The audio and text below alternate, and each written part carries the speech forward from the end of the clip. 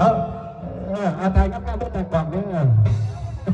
โอ้ยให้หอมแก้มบ่นี่แต่สั่งหอมแก้มเลยบ่สองเดี๋ยวนับก่อนโอ้ยจังน้อยใจเย็นเอามีหลายคนอยากเห็นแต่ว่าจะสาวหอมแก้มกันอยู่ว่าถ้ามีแต่ขอเสียงต่อเมื่อได้รักให้กันมาเอาตากล้องเขาเฝ้าเลยเนาะไปเนาะไปยิงห้องก่อนเด้อไปยิงห้องก่อนให้ผมยิงหอมก่อนนะให้เจ้าสาวหอมจะบ่าวก่อนเนาะจะเป็นบ่าวสมจากหอมตู่น้ำลังนับเลยเอาถ้าพร้อมแล้วขอเสียงอีกเท่านึงไม่เป็นไรเอาหนึ่งสองเอาสองครึ่ง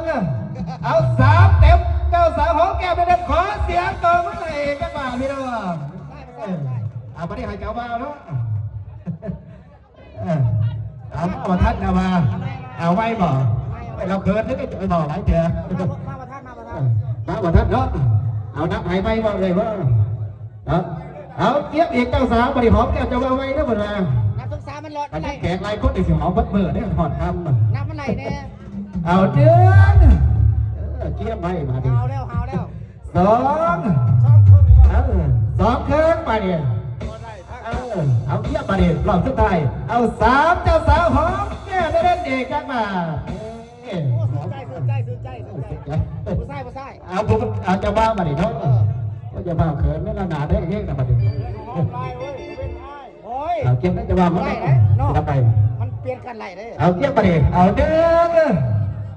สองเอาซุปจุดหาจะว่าเอาซุปจุดหาจะป้าอวยหนาใส่